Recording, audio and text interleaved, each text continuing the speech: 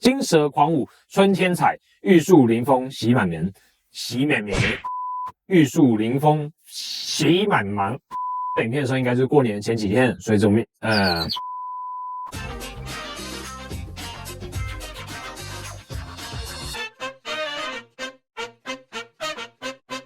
Hello， 大家好，欢迎来到麦氏音响的 YouTube channel。那看到这个影片的时候，应该已经过年前几天了，所以我们这边先预祝大家金蛇狂舞春天彩，玉树临风喜满门。好，那我们去年其实拍了比较多的这个音响、soundbar 还有电视的一个开箱分享。那在今年，其实我觉得我们会更多关于一些大家电或小家电的一个开箱，因为像现在我们店里面，不管是 LG、日立、三菱的一些冰箱啊、洗衣机摆越来越多，那甚至一些小家电也有摆。因为我觉得小家电这种东西真的是非常重所谓的一个使用经验的分享，因为常常客人都会问说，它像是那个 LG 的多功能微波炉啊、气炸锅啊，或者是什么那个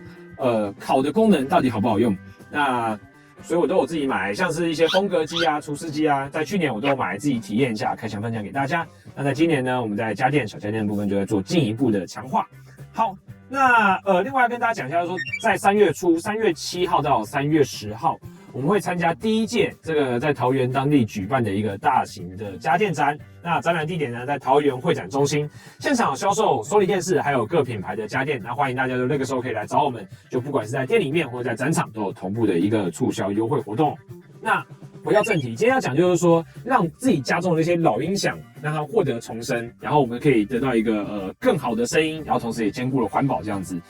那很多人在过年嘛，你就要大扫除，所以在整理家里面的时候，你就会挖到，不管是你自己多年前购买的音响，或是有些人是长辈用不到的或长辈留下来的这些老喇叭，那这个时候大多数人是选择丢掉，然后再买一组新的soundbar，因为我们看过很多客人都是这样的一个情况，因为老喇叭它大部分第一个它就是属于2声道的组合嘛，那第二个就是说很多年轻人他刚拿到这个老音响，他也不会接，那如果你的需求只是单单听音乐，其实很简单，你去买一个所谓的串流扩大机，你就可以把这个老喇叭接起来听音乐。但如果你要看电影，享受环绕最新的一个什么杜比全景声啊、Atmos 的音效啊，那你就要去接所谓的这个环绕的主机，并且再搭购其他的喇叭、环绕喇叭。那对一般人来说真的是太复杂，就是你除了要拉实体的电线，就是喇叭线之外，你还要看你那个线要怎么接。所以你可能就会上 YouTube 来搜寻一下说，请问一下这个要怎么样自己 DIY 家庭剧院？那我相信大多数人看到那个就环绕扩大机的操作界面啊，或看到一些人怎么去接喇叭的时候，很快就点右上角的这个网页的叉叉，决定出发去买一支新的soundbar。因为你通常你有老喇叭，你可能你有听过以前爸爸家里面的音响，或是你自己就以前有买过音响，你有听过2声道。这种客人他在买soundbar的时候，他会遇到一个问题，就是很多客人会觉得说，随着时间的进步啊，他们会觉得说，soundbar 是不是已经变得跟以前的这种2声道一样好听了？但是其实你在听过以前传统喇叭，你在听现在的soundbar，其实它的所谓的音质还是有一段落差的。所以这么讲，你只要听过那种2声道的客人，你在听soundbar，基本上你就会觉得声音比较糊，然后觉得声音非常的不习惯。但是这个时候呢，很多的客人他就会陷入一个非常痛苦的一个挣扎，就是你不买soundbar，你没有环绕效果，但是你买了soundbar，没有音质。那在以前我会这么讲，就是你的老喇叭要组成家庭剧院哦，那对一般人来讲真的是没有办法，因为我们刚刚讲的前述的那些拉线的问题之外，你现在还有所谓的天空声道要去拉线，那根本就不可能。但在今年呢，我觉得一切都不一样，就现在看起来啊，所谓的环绕扩大机越来越强调便利性，然后以及无线配件的这个搭配。像我们之前有开箱 Sony 的 AN1000型的这个环绕扩大机，就在右手边这个转盘上旋转的。这台基本上它就是一个老音响的一个环绕救星。怎么说呢？因为它可以搭配 Sony 家的这个无线后环绕配件，像上面有出2款，一个叫 RS3，一个叫 RS5。那如果你觉得重低音想要去加强的话，他们有2款可以选择，一款是小颗 SW3，另外一颗是 SW5。甚至你觉得重低音不够，你可以搭配2颗去组成所谓的 5.2.2 的一个双重重低音的剧院。好，那如果你嫌这个 Sony 的它的